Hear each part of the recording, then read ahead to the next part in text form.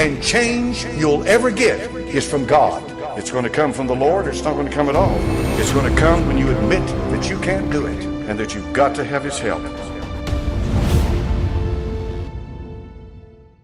Gentlemen, you cannot pull an Adam and say the woman did it. Don't ever say it's the woman's fault. God made us in a way that we're able to absorb every wrongdoing of a woman and carry that burden and indeed repair anything that ever broke in the home. Do you know that? It will try you to your limits, but you're built to carry that until the Lord repairs it. Do you hear me? So don't blame things on the woman.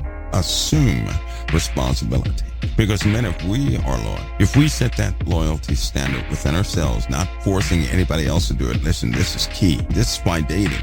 People love to date. No one likes to get married. Because marriage has become like a prisoner or something like that. Why? Because God has been taken out of the marriage. Marriage was given so that people could be free, not so they can be in bondage, but because of man's traditions and rules and this spirit of control and offense in the earth, it's all been perverted. Men, render your best and get ready to carry everything. You're built for that. You're built to carry everything. That's what you're built to. Don't look at the woman and say she did it. You're built to carry everything. In the garden, what would have happened if Adam would have never given in to his wife in a misdeed? Adam could have covered Eve. He could have covered Eve. But because Adam gave in to Eve, Adam had to endure the curse also. See how that works? Be a covering for your family and carry everything in the name of Christ. As Christ carried the sins of the world, carry your family. Carry your family and be determined to carry your family. Ladies, don't expect your husband to know anything about you. As you walk in your standards, you can show everyone who you are. Now let me give the small truth, ladies. You have been redeveloping who you are multiple times throughout your life. You got to stop doing that. Don't develop who you are. Accept who God made you to be. Investigate those things you actually love, those things you actually like, those spiritual things you actually cling to. That's how you learn who you are, not by adopting everything that you see on television or in a book or that somebody else is doing. You've got to keep your eyes out of your next door neighbor's house. In other words, don't look at somebody else's standard and then make that standard yours. You should never do that. Every woman should be unique, not a replica of somebody else. Women won't tell that one, guys, but they know they have changed multiple times. They'll put on a new person, and you won't even know it, but they know it, and they need not ever do that. God made them someone that will surprise them if they will only seek it out. You'll only find that in Christ. You're not going to find it anywhere else. And the good thing about Christ is what? Today is a new day, and yesterday no longer exists. You know what that means? If today is a new day, then not one soul has been left behind. And today is an opportunity for all. I want you guys to know something that a long time ago we had a discussion about. Somebody asked about some serious events during the end days, specifically regarding the fall of society.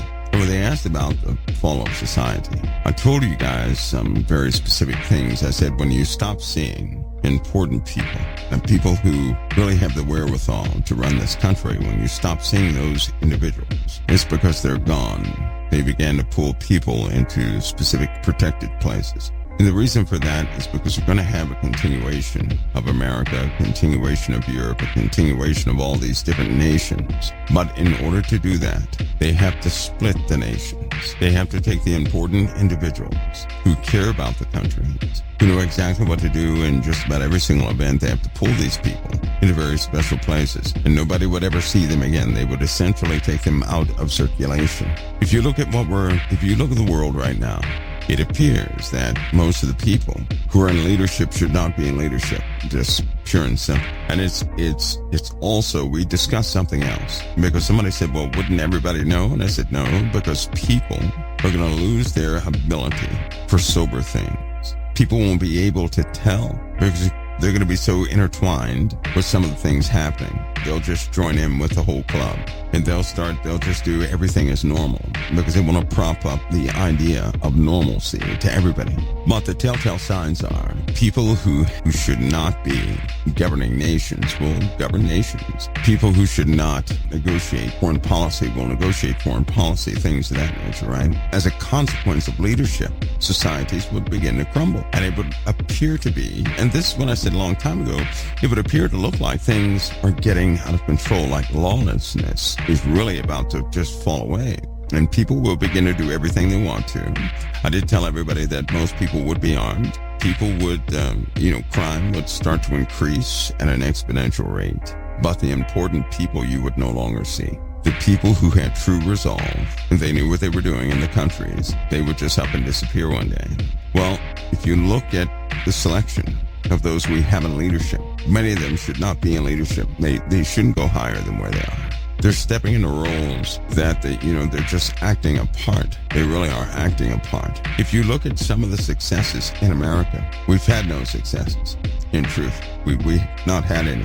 We've been stagnant for a very long time. And it's incredible that a lot of people are not able to see that there's been little to no change for a very long time. There's been propaganda and hype, but there's been no substantive change in things. The economy, every year, of course, there's an economic collapse. Every year, this has happened every single year. Somebody announces an economic collapse. And every single year, the same thing takes place. All the experts come out and they say, we're going to have an economic collapse. And after a few bills are passed, all of a sudden nobody talks about it anymore. And then it's back to zero as usual. In the meanwhile, the prices of items have been going up at a very steady pace. The truth is they can't afford to pay people what they're paying them because of distribution. I want you guys to know something about money. This system of money is very fragile. In the Bible, and we're not doing the theologian eschatology thing here. It's not what we're doing here. But in the Bible, I'm using this as a reference of something. In the Bible, you have the seals that are opened. And I know a lot of people think that Revelation 6:6 is about an economic collapse, right? I know that's what they think. Well, he opens the third seal, and a black horse, and he that sat on him had a pair of balances in his hands. But these are balances. And he says, with the balances, he heard a voice in the midst for be say, a measure of wheat for a penny, and 3 measures of barley for a penny, and see that thou hurt not the oil and the wine. What people fail to realize is that many years ago, we did not have a global economy. In other words, if a nation fell, it would not affect another nation. We don't have that anymore. If one nation falls, the stock market tanks. It affects everything. So while everybody's looking at this being an economic collapse, I never really saw it that way. But everybody has their own opinion. I saw it as an established global economic system. And in truth, right now, it wasn't that way before. Because again, if a nation fell back then, it would not affect another nation. In this case, the nation we have today, if China fell, it would affect everybody so bad. If the U.S. fell, it would affect everybody so bad. If Europe fell, it would affect everybody so bad that recovery would almost be impossible. Why? Because you have to understand the stock market too. Suppose somebody called the debt on any one nation out there. If they said, okay, we want you guys to pay all your debts today. How is the country going to pay those debts? They don't pay their debts with money. Do you know that? It's not what they do. It's another set of books for paying debts. That's why the debt can be so high, and yet everything can continue to function like normal. Now, I know people get angry at debt and everything else. It's because they have a lot vested in the public markets. But the public markets are based off faith. And what I mean by that is this. So long as everybody feels that they can get the upper hand, they're going to continue to invest and put their money in investments, which causes everybody else to have a lot of money. But if something were to happen where nobody trusted the markets, and let's say the money situation never changed. In fact, let's say the money system was perfect, that there was no debt, and all of a sudden people got nervous about the markets. Do you not understand they can cause an economic collapse in the markets because they feel bad? I hope you understand that. People start pulling out their money, it causes other people to lose their money. This is a 6th tier program. It's not first, second, or third tier. This is 6th tier. That's when the public can follow the investments of very real corporations, but the money in those corporations is only in there by faith and by how people feel. If everybody gets nervous and they start taking their own personal money out of the markets, it will affect somebody else. And then this will in turn affect other markets and other nations. Before you know it, everybody is down. So what I'm telling you, an economic collapse in the markets could happen because everybody wakes up and feels bad. If they feel nervous. Now, everybody wants an answer as to why they never let secrets come out. That's why. Because if secrets come out, it's going to make people nervous. If they get nervous, they're going to lose confidence. If they lose confidence, they're going to pull their money out. If they pull their money out, then the monopoly money goes, that's not real money. It's just a note. It's an IOU. It's a promise. It's not real money. People start pulling that out, which causes other people to lose money. That's all. That's what the stock market is. That's what all this stuff is. When it comes to real debt, there is a real money. There's real money, but you'll never ever get your hands on the real money. Gold used to be the backing of money. It used to be the backing of a nation's money. Gold did. All that is different now. Money is a made-up system. Something that doesn't really exist. Something that is more like an allocation system. An allocation of resources system is what it is. A control system. Where they control the allocation of resources. That's all that is. That's why we read in Revelation how that the people in the kingdom of the beast were so happy. I assure you they did not have an economic collapse, did they? That's why, these Persian kings were so rich. And they continue to be rich until Christ came. That's why Babylon was so rich until it was destroyed. Did you hear me? Until it was destroyed. It was rich. In fact, it was rich up until the very day when people wailed for her, seeing smoke coming up from her. It was rich. See what that is? Right now, they're having a changeover of economics into a system that will never fail because it's not run like the old one. People were born into a system where we don't realize that these systems we, utilize and depend on are made-up systems, man-made, made-up systems. They're all intimately tied together. Going back to the SEALs, the establishment of this global economy did not take place until the end of the 1980s. Did you guys know that? In fact, it actually took place in 1996. That's when it took place, in 1996. 1996 was the beginning of the global economic system. That's when everything was tied together. That wasn't that long ago. And so when people are experts in finances, they understand a tier of the system. Not all tiers, but a tier of the system. That's what they understand. In Revelation, when it says he had a pair of balances in his hand, a measure of wheat for a penny, measure barley for a penny, and see thou heard not the oil or the wine. This wheat for a penny and barley for a penny, I know a lot of people look at that as inflation or something like that. The balances give it all away. Everything is based on this global economic system. Everything is based on this global economic system. The computers have allowed a global economic system. And now, by way of technology and computers, everything is intimately tied together. See how that goes hand in hand? It took computers to tie everything in, which is why when the oil prices start to fluctuate, markets do crazy things. The global markets do this. All that began in 1996. You can have all the backing in the world for all types of currency. It still can fail due to the lack of confidence of people. So it's very important that propaganda continue to go forward to give people a positive attitude behind the creation, behind the succession of these nations that are in the world. But make no mistake about it, it's all about to be altered. Remember, everything is linked by way of technology, computers. Everything right now is in a database. The money printed just represents nothingness. It's a note, that's all it is, a note in circulation. The real wealth and the real power is not based in money, it's based in control. This global economic system has been established. Technology links it together. The heart of the people determine if that sixth tier collapses or stands. Sure, we're going to have inflation and everything else. I call those corporate temper tantrums. It's a temper tantrum of corporations. They normally do this right before election seasons. All you have to do is start looking through the charts. You'll see it. Normally through election seasons, based on the little wars they have about this policy, that policy, which is in fact one corporation trying to get control over another corporation's assets. That's all it is. Once they settle all that out, all of a sudden everything goes back to normal by at least 2%. Though inflation never ceases, have you noticed? It's a buildup. Every time we have inflation, it continues to rise. Even in those times they said we did not have inflation, inflation was there. Because that term inflation is one of those made-up terms, and on the sixth tier, it means one thing, but at its root is something totally different. Because this is a man-made system governed by computers now. It's governed by computers. Even the gold being kept, that was kept outside. Something else has happened to the gold, which is why people of nations have that gold. Now, here's a big one. What would happen if all the people in America wanted to take most of their riches to another nation? What would happen to the country where they took all those riches to another nation? Here's what you may not realize. That has already happened a couple times and nothing took place. Why? Because it's a computer-based system. That's why. Money is real to people. Money is not real to those who govern it. It's only real to people because you pay a penalty for not having enough. If you don't have enough money, you can't get care, you can't get food, you can't get housing, you can't do anything. That does not apply to them. They don't utilize money like us.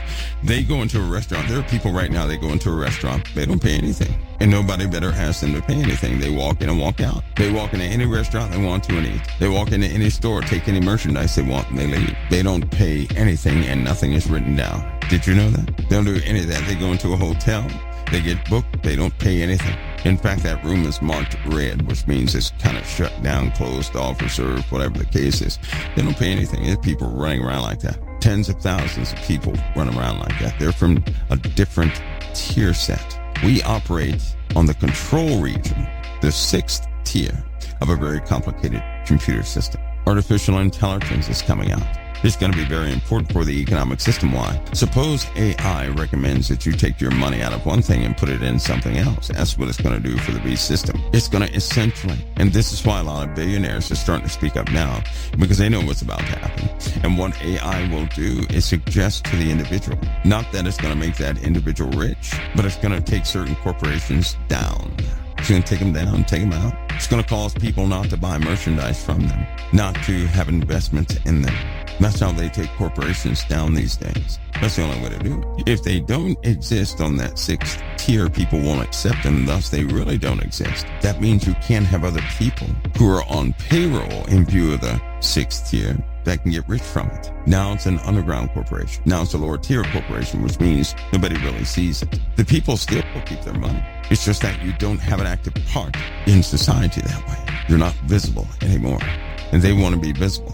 A lot of these corporations, they want to be visible because they sit like kings and queens. But the economy is very different than what they have trained anybody to believe. The economy right now is computer-based, set protocols, standards, methodologies, and practices. That's why experts have been saying all this time that a collapse is a month away and it never took place. Haven't you noticed? The experts now were saying it was a collapse and it never took place.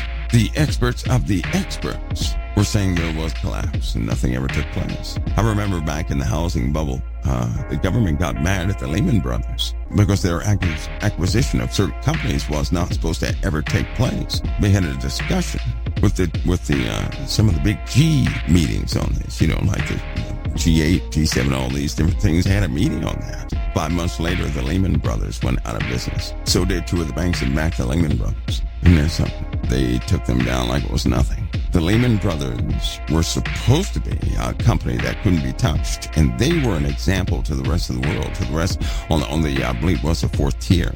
They were used as an example of exactly what can happen through no confidence with people. The system, everything is being switched over to. Well, it takes even that control out of people's hands. The control will no longer be in your hands either. That means you can go to the markets and pull all your money out, and it won't affect the markets. That's what it means. When this other system is in play, you will no longer have an ability to affect the markets by pulling out all of your money. It's going to be governed very differently. It's changing right before your eyes, and the changeover is happening right now. So we've had a global economic system established. It's already been established. That started in 1996. Now we have the changeover. I believe they call it a one asset rule system. So essentially what that means is on your first through the sixth tier, you'll have one controller. That's never happened before. And through the advent of AI, everything will be changed. Now, as far as the rest of these things happening, scripted is a good word. Let me give you guys one caution. In this conversation, keep these terms that I'm telling you. People will have to catch up to them. You have experts who have not heard these terms yet, but they will, and they will talk about them. And when they start talking about them, they're going to be the experts on them, so they think. I'm just telling you about these things now to get it out of the way, because the experts don't even know about these terms yet. And don't ask me how I know them if they don't know them. I'm not special by any means. Seriously, I'm not. But these things will come about. They're already happening, which means you've got to get prepared. The financial system is one thing, but that's something you have greater concerns. The greater concern involves the human element that nobody can control, and they know it. If the true elitist could control the human element, there'd be no need to have safe places. There has to be safe places first because of lawlessness, because of people taking power into their own hands. Interestingly enough, a long time ago in COT, we talked about people no longer listening to their governments, didn't we? How they would reject government, how people would see a split, the first split in government, how the southern and northern states would constitute the first split, and they would have a representative for each. It's happening right now before your eyes. Right now. Essentially, this is what we face, and this is why I will not take sides. See, I already happen to know because God named what he's a part of and what he's not a part of. He is not a part of violence. He's not a part of any of this stuff that they have practiced in the earth. He's not a part of that. This is man's doing. In America is a good example of that. You have two polarized sides. You know what? In fact, who's in the middle? If you understand politics, who's in the middle in the USA? Nobody is. It's either far right or far left. Haven't you noticed? Nobody is in the middle. Nobody's in the middle. When has that ever happened? How has it gotten so polarized? Now we live in a time where people follow ideologies. They don't follow what's good for the people. They follow ideologies. Now, instead of defending those who can't defend themselves, they're defending their leadership's ideologies. Only because the leadership speaks the ideology of those selected individuals on the far right or far left. This will constitute a war because there's no peace declaration in these far elements. The middle has been taken out. That's missing. That's gone. And it won't come back. It's gone, and it's about to get a lot worse. See, while they're fighting, things have been happening in the world. While they're fighting, they have blacked out the news for everybody else. You guys can't get Reuters. You can't get news from Pakistan and places like that like you need to without it being sanitized. So they emphasize this media battle that's happening. They're trying to say that one is more trustworthy than the other. Although, here's my take on both sides. You ready? There's a side that refuses to call racism, and there's a side that refuses to call gayism an abomination. And both sides claim they're doing the work of God. It's kind of like these people who say, the apostles didn't write Matthew, Mark, Luke, and John. Do you guys know the history on that for people who say that? They have no idea what they're believing in. My goodness. They believe somebody else wrote it.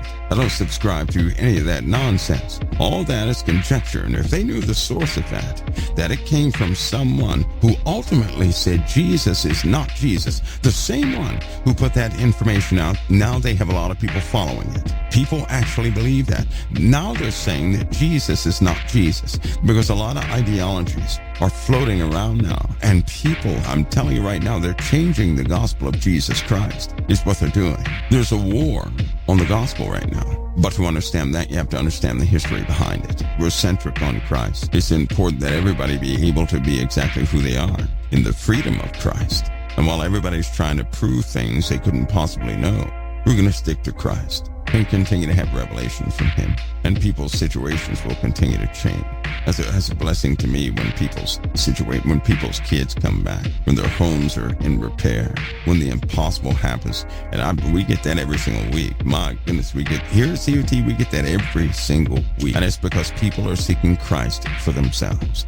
That's why it's happening. It's because people are turning back to Christ, not turning to man, not turning to me, not turning to anybody else, but they're turning back to Christ. And when they do that, there's a notable difference in their households. These people who start following this track of this religious thing, this certain type of doctrine that has crept in every single place you can see it, these theologians And some of these, among these theologians, are atheists, hidden atheists, who do not believe in Christ, but they're in the institutions, and they are the ones putting out a bunch of this rhetoric. The historical figures who fought against the Bible being, in fact, they said that Hebrews should be removed, Revelation should be removed, named a couple more, and they tried to actually get them removed because they said the apostles did not write Matthew, Mark, Luke, and John, that somebody else came along later and wrote that. They actually subscribed to that. Now, people tout this because they got it. It has one origin, not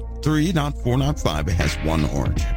And when you find out who the origin is, that's when you start to say, that's a doctrine that doctrine can't be here in this house. Guys, haven't you noticed I have an issue with all things that mankind has done that turned into an outright an abomination to the living God? I have an issue with that. And I will not tolerate nor replicate that stuff here. That's not what the Lord called me for. But you have people out there, that's what they honestly believe. You're going to have to learn some things the hard way. But for the rest of the people here who are Christ-centric, right? Not with these doctrines, not with these undertones of these doctrines, but those who are Christ-centric, there's some preparations we have to have. 4 inches closer every day is going to catch people off guard. In my humble opinion, nothing will hold it off this time. It's likely to spread beyond its own borders very quickly. The tensions are going to rise globally, and they will escalate from there. And we have some things to contemplate and to prepare in truth. The one thing I will never do is advise anybody to act on speculation. We don't act on speculation. That's foolishness. In this case, we need the truth, not theory, but truth. I don't know about you, but I believe that our Father still gives revelation of the truth. That's what I believe. And with the elements the Lord has blessed us with, because we have feet on the ground in many different places. We have an absolute first seat, ringside to these happenings. And it's right now, these contentions are unlike any other time in history except Pearl Harbor. See, in Pearl Harbor, before it was hit, the opposition had already launched their plan. The people didn't know it until the ships blew up. But the plan had been launched a week prior, or a couple weeks prior. And before that, the plans had been solidified a year before. And that's a whole year. That same thing is happening now. The plans have been solidified 2 years ago. The operations have gone into motion. The results will be here soon. Once you put an operation in motion, you don't call it back. You don't recall it. There is no recall. Once it's in motion, it's going to stay in motion until it accomplishes what it set out to accomplish. There is no country that will be exempt this time. It will not be confined within anybody's regions. This will be worldwide. That's why it's important we have these preparations, open talks, lots of meetings, serious prayer time. The real gospel, not any made-up gospel, but the real gospel that requires all of us. In COT, it's important that just one person does not dictate all of COT. That's very important, but by way of a council of a lot, we'll have that truth. It's not going to come through just me and that's it. It can never work that way. That's not what's purposed. I can set an initial standard, light an initial fire, but it will take the counsel. And in that counsel, through prayer, through revelation, through the Lord's way, not through divination, not through any of those ways that mankind currently uses, because everything they have sought to do has failed. Haven't you noticed? They're supposed to be advanced, and we're still paying for medication. Doctors are still trying to cheat people who are broken. They're still taking advantage of the poor and the broken. That's why you have to pay for medications. They say they want to help you, like in a commercial. Call us. We want to help you. But you know a hospital is not going to help you unless you're about to pay out some money. It's kind of like those denture commercials. They want to help you, right? They want to get you smiling again. But if you don't have any money, they can't do anything for you. Somebody says, do we all constitute the council like you do? That's exactly what I mean when I say the core family. See, the core family of COT is those people are Christ-centric. These ideologies and theories where people believe these weird things, they can't be on the inside of the family. You know what the truth is? The truth is we do not know. That's what the truth is. You don't know. That's what the truth is. And if a person can't admit that small truth, yet they'll stand for the writings of someone that's not Jesus Christ, We can't have that. That's the reason why. Just imagine if a person advocated some man's book and they would just, chew people out and get an attitude with people over what somebody else thought. Those are the very people we don't need. We need people who will stand for the words of Christ, who is not going to sit there and fight everybody over what's written in somebody else's book. We don't need somebody who's going to stand up and advocate for what man wrote. We need somebody who's going to advocate for those common things that Jesus gave us. The Lord can sort out all of his own details. My point is, you have a lot of people who adopt these ideologies. These are weapons of division and cannot be proven either way. But they will fight for them tooth and nail. They'll curse you out if you tell them they're wrong. And we don't need that. Those things we cannot have here because they won't be Christ-centric. They're always going to have some worldly figure that they're going to give reference to and place above somebody else's view on something else. The truth is we don't know. But we do know what Jesus Christ said. We do know that through revelation, all of us can have the truth. And in the minute of standard, here's what we normally do.